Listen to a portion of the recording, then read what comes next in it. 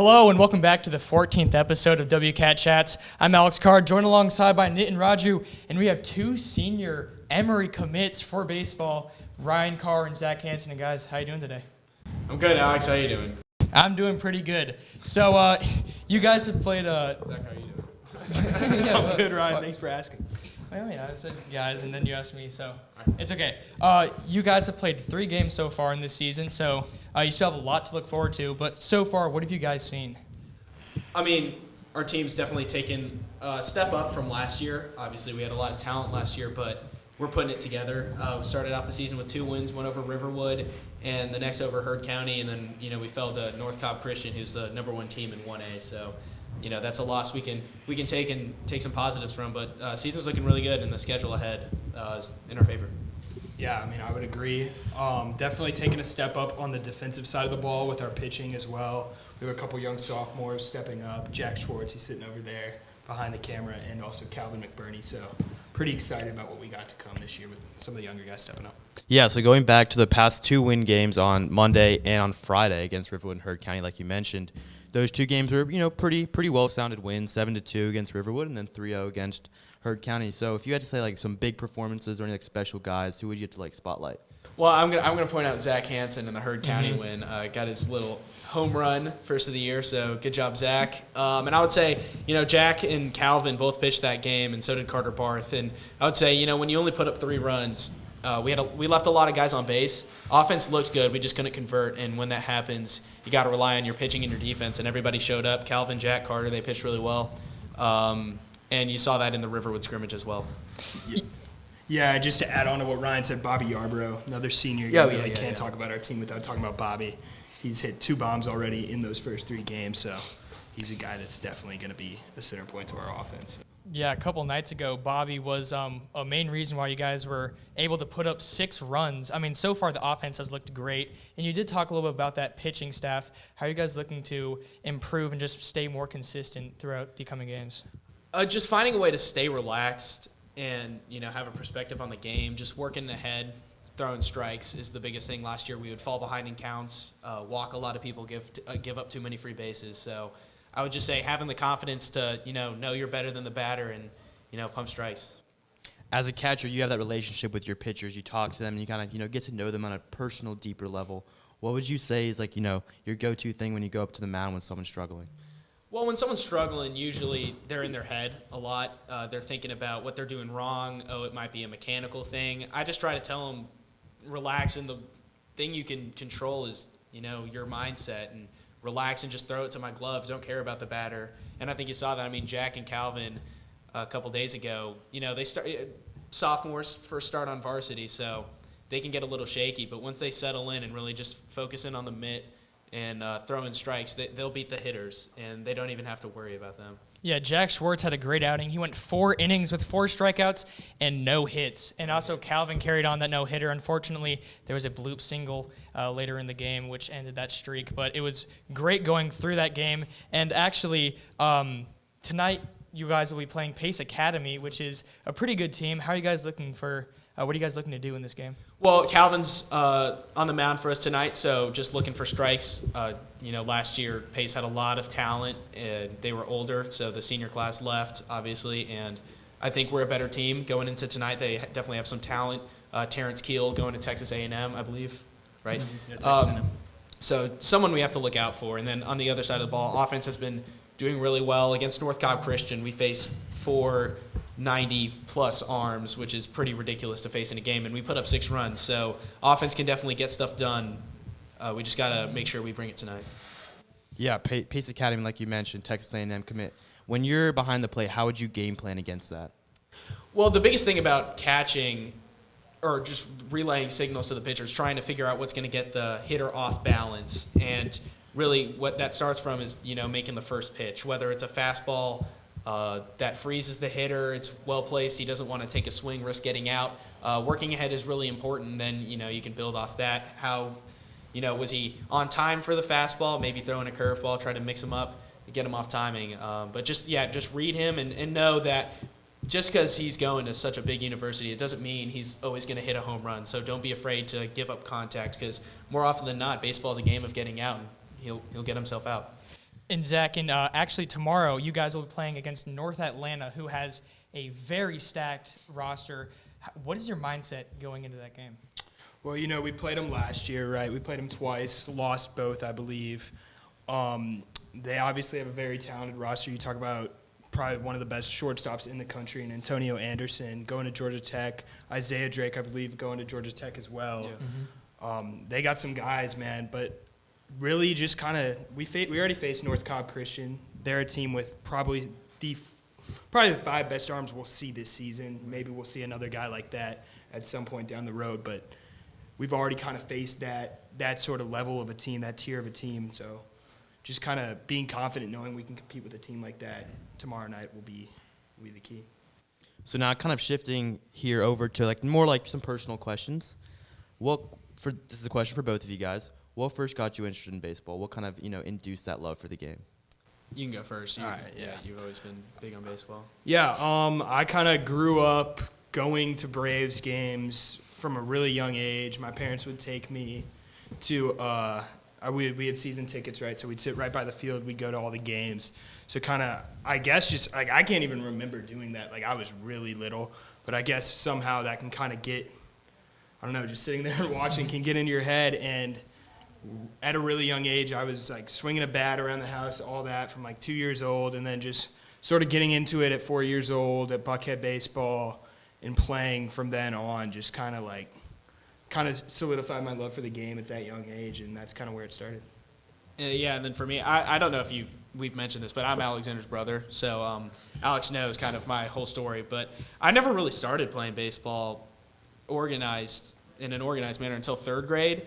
Before that, it was just playing around in the backyard. My older brother played t-ball, so that was my intro, and I would just follow him to the practices. But I was really big on football, swimming, and tennis growing up. And then I tried out baseball. I really loved it, and then just picked it up and slowly became my main sport. And you talked about playing multiple sports throughout your childhood. Do you think that affects your skill on the baseball field? Do you think playing multiple sports can help you specifically in baseball? 100%. I mean, baseball, obviously, you don't always make athletic movements.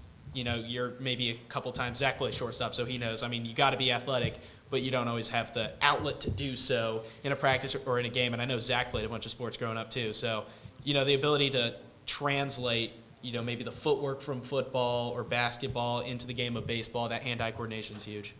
You talk about the little details, when it comes to your first steps here and there, athletic ability. What do you think are the most important qualities to be a successful player? Physically or mentally? Both. What do you want to take? Well, I'll take the mental aspect of it. A lot of times you can get in your head. Baseball's a frustrating sport, as Ryan mentioned earlier. You get out more often than you get a hit, right? So you're going to be frustrated with yourself in a lot of scenarios. I mean, for myself, striking out, having a bad game, that can really get in your head. So kind of having that wherewithal to put it in perspective and being able to just kind of remember, it's kind of cliche, but that it is just a game is really a big part of the mental game, in my opinion, and sort of just not being too hard on yourself is a key piece to success, at least at the plate. Yeah, the ability to shake off a mistake is probably the most important thing in baseball, more important than any physical attribute. But I'd say, for me at least, on my journey, I kind of had to grow into my arm strength. I know Alexander knows this. I had to develop that. I had to develop the ability to, run the bases, hit for power. I would say the biggest attribute really is hand-eye coordination. I know I got away with a lot when I was younger. I wasn't the strongest, fastest, hardest thrower, but I could really just get the bat to the ball, and that opened up a lot of doors. So, it takes some talent, obviously. Hard work will pay off, but in the end of the day, if you have the ability to, play, field the ground ball in an unorthodox manner, be able to swing and hit a fast pitch, it just comes down to hand-eye coordination. And are there any coaches at Westminster that you think have kind of made that a big part of their program, just teaching these aspects of the game, that mentality side, and also the physical? Well, Coach Delaney likes to give some talks about the mentality side. We actually just had one a couple weeks ago, or earlier this week, I think. But yeah, he's definitely big on the mental side of the game, and I think that's helpful, in my opinion, to sort of, like I said, keeping everything in perspective and having a good mental approach. Other than Coach Delaney, have you guys had any like coaches that have really made a big impact on you? Well, our whole coaching staff has really, impacted me at least. I know Zach and I have both been on varsity since 10th grade, so we've really gotten to know the coaching staff. So Coach Poland, obviously he's a fan favorite. He's a student favorite, so he's just great. Morale booster, really knows the game, high baseball IQ. Doug Boomer, our pitching coach, has been around every baseball situation that's been in existence, so he knows everything. And then new coach, Coach Johnson, played in AAA, so he gets to share some knowledge that he has, both mechanical or mental pointers, and really just every coach. I can name all of them and say how they've impacted us, but they've been great. Yeah. And you both have been at Westminster for like 10 plus years. What would you say has been your favorite part about Westminster, either baseball or just anything about being at Westminster? Want me to go? You can have it, and then I'll think about it. I mean, it's every year it's been baseball season since high school started. Just the excitement in January, coming off Christmas break, and then in a week or so you got baseball tryouts. It's always exciting. The team atmosphere is great. I think that's part of the reason. I know if the guys weren't as fun, it wouldn't be as exciting to me or Zach. But just the atmosphere and the ability to compete and play, really gets you pumped up. Can I talk more specifically about a moment? Does that work? Yeah. I would say, as sophomores, we were both on the team as sophomores, started. We played Lovett at home sophomore year. That's great. We went into the seventh inning down 1-0. I can't remember who pitched. It was either Nick O'Reilly or Jason Longacre. It was Nick O'Reilly. He was great that year, one of our best players, obviously. But he threw a gem, and we get to the seventh inning down 1. I led off, walked, stole second on a pass ball, I believe, and Wyatt Stevenson, who was our shortstop at the time, knocked me in to tie the game. And then Nick O'Reilly poked one down the right field line. We ended up walking that off. That was actually, I think that might have been my third varsity game ever, and it was pretty crazy atmosphere to be playing in. Yeah. That was probably one of my most intense moments as a baseball player, one of the most exciting ones I've ever had. So obviously Westminster is a big school when it comes to academics as well. So how do you balance that commitment to the classroom and to the field? It's hard. It's not easy. I would just say you got to take a step back and try not to get overwhelmed. You can, let's say you have 2 games in a week and you have 2 tests as well. It's easy to look at on Monday. You're like, oh, I have a test on Thursday and I have a game Wednesday. How am I going to be able to do this?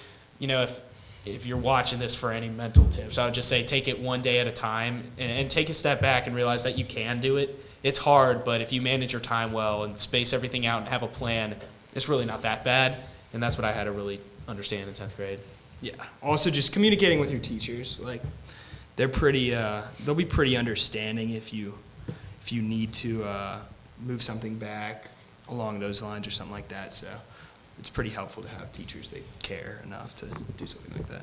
And you guys are about to continue your academic career at Emory. What's that process been like?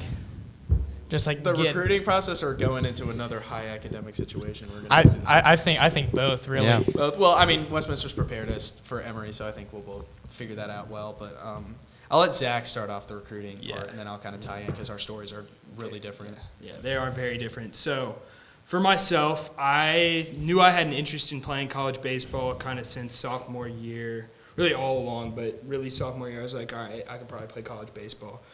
I was not super outgoing about the process, about really putting myself out there.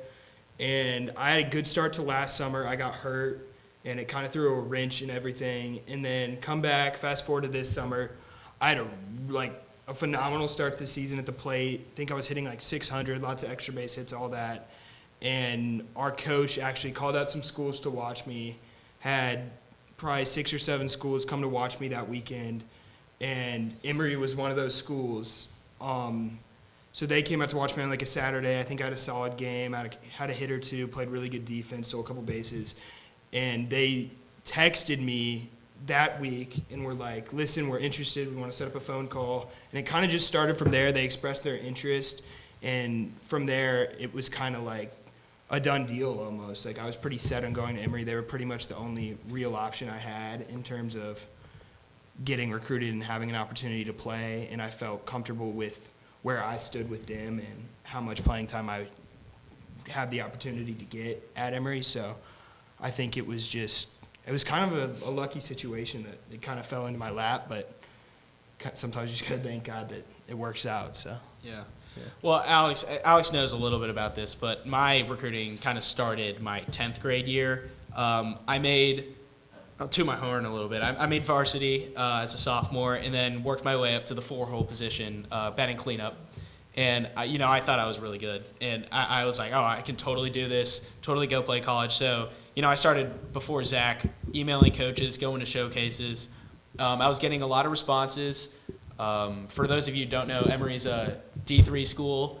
So there's Division I, Division II, Division III, obviously. But D3, very strong program, but it is D3. And obviously what you're shooting for as a 10th grader who thinks he's good is D1. And so I was sending out emails, going to a bunch of showcases. I would get responses. Coaches liked what they saw. And, I was feeling great. And then, so recruiting's a super competitive spot. And really, as a catcher, you're competing with at least one other person for a spot on the team because they're probably not going to take more than one catcher in a recruiting class. So I was talking to a good amount of schools, a handful of Division I's, and slowly but surely I was always that second catcher getting picked over. I would go to a showcase, they liked what they saw, they would come watch me, we'd be in contact, and then poof, it's gone in a second. And that's really, if you're trying to get recruited, that'll happen. It'll end fast, and it'll catch you off guard. So going into my junior summer, this was right before Zach really got connected with Emory. I was really looking at a couple of schools. There were still Division I's on the table, but as those dwindled out, it was more, okay, I have really solid options, Division III, that I could go with. And then, I'm talking for a while, but long story short, they actually reached out to Zach and noticed that we played at the same school, and they had watched me play, so they asked Zach about me. And sure enough, they came out, watched me again, and I really liked the idea of playing baseball at such a great school and going with Zach. So I had to take that. I mean, great story. Yeah, it is. So many twists and turns there, kind of caught me off guard. Yeah, it was a wild ride. I'll just tell you that. I went on a couple of his trips up to some different colleges, and it was just like the entire experience was so cool, just seeing those big programs and everything. We have some younger players on our teams who are looking to get recruited and go to the next level for baseball. What advice would you give them? So, can I take this one? Because yeah, Brian's got it. So, it's all about what you're looking for in a college experience. If you're looking to go to a big school, maybe you're good enough to get recruited to a high-level Division I program, but you're not really good enough to play. If you're really just looking for the experience and playing time is not too important, I would say go for it. Try to get recruited, go to a dream school, and really enjoy your time. But if you're like me or Zach, I was talking to Alexander, as you know, a big D1 school this fall, and I had a spot on their school. They were going to get me on the roster, but there was absolutely no guaranteed playing time or even a spot on the travel roster when they went to away games. So, you really got to take a step back and realize, do I want to play in college and give myself a shot to get better, or do I want to sit back and just enjoy the experience and know that's probably going to end in a couple of years? So to those younger players, really understand what you're looking for. Do you want to play, or are you there for the just college experience, be on a fun team and really enjoy it? And then there's no right answer, there's no wrong answer, but you just got to be true to yourself, and that's the hardest part. Yeah, so you guys are both seniors on the team. Leadership is also probably a big thing at Westminster. What are some leadership roles you guys have on the team? You want to take that? As a shortstop, you're in sort of a central position to the team. Obviously, some people call it the captain of the defense. He plays catcher. That's sort of Debatable. The other captain of the defense. Yeah, it's debatable. Real captain. But just being able to reach out to those younger guys, especially in the program, especially the guys who are on the team and may not have as big of a role, or if they do have a big role, just being able to calm them down in a big moment is kind of a role that I'm enjoying to have the opportunity to play this year, because I feel like it's helpful to have that as a young guy. Sometimes the moment can feel bigger than it really is, so just being able to calm people down or reach out, talk to them. Obviously, as a younger guy, you're going to naturally look up to the older guys, so just reaching out, being as good of a guy as I can to those guys. And at some point, you guys were the younger guys looking up to the seniors. Who were some of the players that molded you guys and helped you guys find out your spot in the program? So our older brother, Alexander, and I, James, was in the class of 2021. So class of 2021, 10th grade, they were the seniors that year. So, really Ben Montag, family friend of ours, really helped shape me, got me confident at the catcher position. It's pretty nerve-wracking when you're, starting a game at the catcher position. You never caught these guys before. They're bigger and older than you are, so he really helped. He was playing first base that year. And really all of them. Nick O'Reilly, pitcher, he balled out that year, went on to play a little bit at Tulane, and then, Jason Longacre, Wyatt Stevenson, just following their footsteps, seeing them have success really makes you want to be better. So they led by example. Yeah, I would agree with what Ryan said. Sort of that class of 2021, we were sophomores. We were the young guys that year. So those guys on that team, and then also Robert Clark last year graduated. He was super good in that role as a leader for the team. So you guys are in like a big leadership position for the team. What chemistry would you say you guys are trying to implement on the younger players? I would say I hope they realize that you can have fun without being like a military system of, focus, run to your position, lock in, don't talk, don't cheer. That's not healthy and it's not fun, but there's also no way you can just go and goof around and throw baseballs at each other in the dugout while we're losing. Just finding that balance of, being pumped up, having energy, but also taking the game seriously. And we've done that quickly this season. 2 wins. We usually lose to Riverwood by a good 15, and we beat them 7-2 this year. So there's definitely that ability to lock in, throw strikes, but still manage to have fun.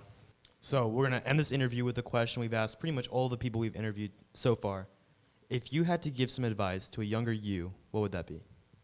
I would say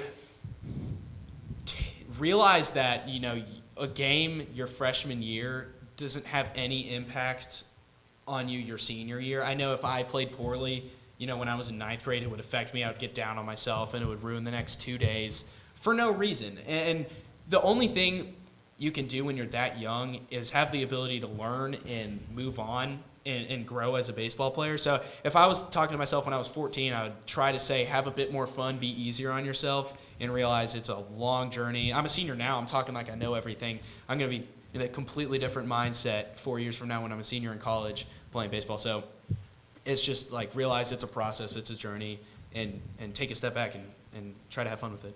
Yeah, like Ryan said, I used to get caught up over stats when I was 12 years old. Like, there is no reason to ever do that. Just enjoy the game. You don't need to be worried about how you look on a stat sheet, especially at that young age. Just kind of enjoying playing rather than worrying about the next step, and really worrying more about the next step off the field than on the field.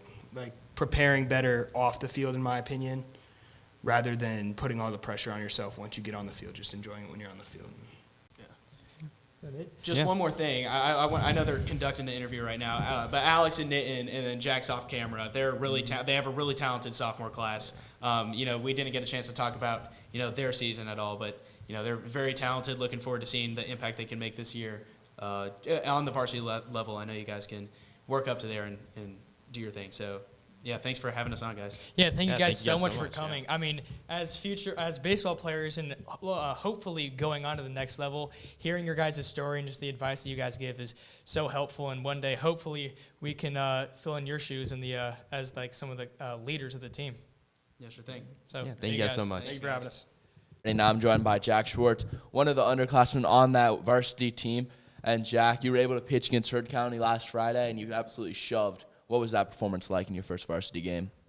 Well, yeah, it was really exciting, and, I was just so great that I could go out there and, show, what I'm capable of, because last year, I made the team as a freshman, made the varsity team, which, I was, really excited about, but then on the mound, I had a couple of lackluster performances and really didn't just live up to, the potential that I had set in the tryout, and, I was pretty disappointed, to be honest. So coming into this year, I worked really hard throughout the off season. A lot of my coaches, just really, trying to get to that point where I was able to, have an impact on the varsity team this year. And, I heard that I was going to get the ball for our first official game after the Riverwood scrimmage, which was down at Heard County last Friday night. I just was really excited to be there. It's probably one of the most the times I've been the most excited for a baseball game. Things on the trip down. There was an egg bus that exploded on the highway, and we got there like late, so we had to ask for a little bit more time to warm up for the game. So it just seemed like there was a lot of anticipation to play, and I got out there and I walked the first batter on 4 pitches. It was awful. First batter of the game, 4-pitch walk. None of these pitches were competitive, and I was just like, my head was spinning. I was like, oh my God. Is this going to be a repeat of last year where I can't get out of my own head and perform up to my standards or my capabilities? But then fortunately, I was able to dial it in with the help of Ryan Carr on the podcast a couple of minutes ago. He's the catcher. He's a really inspirational guy and a great leader, and he just really helped me dial it in.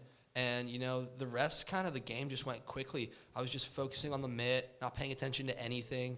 And then was able to get out of the first inning with a great double play turned by, again, on the podcast, Zach Hanson. And then the rest was history. Second inning, I struck out the first batter on a pretty nice curveball, so that was easy. It's always about getting the first batter, the first pitch, the first batter, going right after them. Once you can get that, the rest of the inning, kind of just goes by. A couple of ground balls, and, I was feeling great. On to the third inning, just a couple more ground balls, and it was just a really enjoyable performance, some great defensive performances, obviously Zach's home run, and, I just really enjoyed being out there. And, yeah, as you said, I ended up pitching 4 innings, didn't give up any hits or runs at 4 Ks, and, that first walk of the game, I did hit a kid, but he's all right, so. Okay, good to know. Not only are you a star pitcher, some would say, but you also play in the field tonight, starting at first base, first pace. What are you looking to do this year offensively? I'm just looking to, go out there and be myself. I didn't really get a big opportunity to hit on varsity last year. I did play in one game against Salem, which is a little bit of a lower opponent last year. I was able to pick up 2 knocks that game. But I'm just excited to go out there. I've hit well in the inner squads that we've had, and I have gotten into some of the games and some pinch hit opportunities. Gotten on base. I got hit in the head versus Riverwood, which is hurt, but it was exciting to get on base, come around and score, and just do anything I can to help the team. So I'm excited to go out and prove myself in my first varsity start in the field, and hopefully I can just stay relaxed up there, try and work some counts, and eventually just do whatever I can to get on base. Mm-hmm. How do you balance your time practicing before games or during practices, trying to balance hitting and pitching? It's difficult. I'm going to be honest with you. As a two-way player, there are people that are two ways here as well, and they'll know what I'm talking about. But it's really difficult because usually coaches have their own thing going on. Like you've got the pitchers over here, and the position players over here, and if you have to be a part of both of those groups, technically like kind of at the same time, you're kind of bouncing all over the place. So you just got to keep your head on a swivel and know what you're working on that day. Because if you neglect like taking care of your arm for a practice, then you're going to have, your arm could be a little bit sore, not fully recovered for your next outing, or you don't get your throwing in one day, then it's just going to make things difficult for you. So you really have to prioritize your health first so you can be on the field. And then, you also have to prioritize. Sometimes you have to stay a bit later and hit in the cages because you had a bullpen or something. But, at the end of the day, pitching and hitting, they're so much fun, and I'm just really blessed that I'm able to do both of those things and continue them this far into my career. Mm-hmm. Is there an MLB player that you potentially look up to, or even a collegiate player? I've always really admired Shohei Ohtani recently because he is a two-way player. I know that's the stereotypical answer, but I have some players on the Braves that I really like. Austin Riley being one because I'm a corner infielder, transitioning into more first base now, but he plays third, and I just really love. I've heard some of his talks about how he manages his mental game, and that's been a really big part of my game. And I've been able to compare and take some modifications from his swing per se. When I was younger, it was Mike Trout. I know I'm coming at you with these stereotypical answers, but ever since I was 8 years old, maybe it was Mike Trout. Just watching his highlights and hearing what he had to say, it was just really. He's like the player that I always used to say. That was my answer. And, I loved everything about him and, tried to, model his swing. And, I don't play outfield anymore. but obviously he's the center fielder. It's just he's probably going to be my favorite player of all time, just because, when I was coming up in baseball and getting serious about the game, it was Mike Trout who was my guy. It's funny you mentioned Austin Riley. He was actually back in high school. He was a two-way player, and a lot of teams wanted him to be a pitcher. But then obviously ended up becoming a hitter, third baseman for the Braves. Now, we asked this to Zach and to Ryan. What advice would you give to a younger you? Well, I'd really just Don't ask this question yet because he's only a sophomore. I would say that for people. Just close. Here, ask another closing question about what are you looking forward to the rest of the season? All right. What would you say are your goals for the rest of this season? Well, I just want to be as productive as I can on the mound. Obviously, we've got North Atlanta tomorrow night, and I'm going to be pitching in that game. And so, obviously, you heard Ryan and Zach talk about the strength of their lineup. So, I'm just going to get with Coach Boomer and Ryan and, go through our options. I do have a lot of pitches available that I can throw, for strikes or for, chase pitches. So, that's always good. I've took some time to fine-tune those in the off-season. But I'm really looking forward to the challenge. I pitched against them last year as a freshman. That was actually my best outing. It was the hardest team I faced, but also my best outing. It's kind of because I was just I hopped right into the game. I didn't have time to get my brain stewed because obviously as a freshman, my brain was all over the place. Before when I knew I was pitching on varsity, only freshman on the team, I've got to go perform, and then I didn't. But I'm just looking to make as many competitive pitches as I can and not getting behind in the counts, realize that they're going to put the ball in play, and, just kind of attack each hitter, not just be thinking about where he's committed or his draft status or whatever, but going after each hitter and just doing the best that I can with the tools that I have. Thank you so much for joining us, and good luck for the rest of this year. Thank you, Palmer. Thanks for that great interview, Zach and Ryan. So now we have some sports going on. So sadly, earlier this week, the boys' basketball season ended after losing in the region tournament, but congratulations to them on a great year. So girls basketball are still going in their region tournament. They beat Druid Hills over the weekend 77-29, and they're really looking dominant in the state playoffs this year. And they're being led by Courtney Ogden, a senior, going to Stanford, and Stella Chartrand just hit 1,000 career points during this game, and they are possibly playing tomorrow at 4. They are playing tomorrow at 4. They are playing tomorrow at 4. Moving over to more state playoffs. Wrestlers having state today and tomorrow. So Sam Rivas, Cooper Thomas, Charles Krim, Jackson Bailey are all wrestling in state. I know Sam is wrestling for this chance at 5th in his weight class. Cooper is wrestling for either 3rd or 4th, and same with Charles. Sadly, Jackson got eliminated early in the tournament, but still, great season to all of them, and hopefully they can come out on top. So girls and guys tennis, we played West Forsyth on Tuesday. Girls lost, boys won, and then the match last week got canceled to rain, and the match Wednesday did as well. Mm-hmm. Now moving on to some girls soccer. Since our last episode last Thursday, they beat Miller Grove 10-0, and then this Tuesday they beat Southwest DeKalb 10-0. I bet we're going to see a lot of 10-0 mercy rules throughout the rest of this year, so if they can keep that up. And so they're 3-0 and 3-0 in region play. And then for boys soccer, over the weekend they had a tournament in Alabama, and they ended up going 1-1. And then they play tomorrow night at Stone Mountain. So make sure to tune in on NFHS to watch that one. So boys lacrosse is 2-0 in the season. They won Saturday versus Pope 10-9 in overtime. They won against Holy Innocents on Tuesday, and they play tonight versus Johns Creek at home. And girls lacrosse unfortunately lost to Hillgrove, so they also play on Friday versus St. Pius. Mm-hmm. And then for baseball, sadly, they had a game Monday. No, and that got pushed back to Tuesday. Mm-hmm. They lost to North Cobb Christian, sadly, 12-6. But North Cobb Christian's one of the better teams they'll play all year. A ton of star players. Mm-hmm. And then, last Friday they played against Heard County. They were able to win with homers by Zach Hanson, who obviously we just interviewed. And then Jack Schwartz, who we also interviewed, pitched really well, pitched 4 innings, no hits. And the pitching staff only gave up 1 hit that whole night.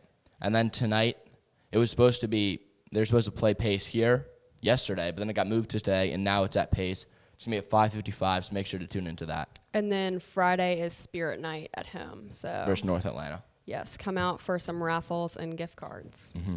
And then one last sporting thing. Over the weekend, the Chiefs won the Super Bowl based off a game-winning field goal by Westminster alum Harrison Bucker, class of 2013. So congratulations, Harrison. Congrats. Thank you.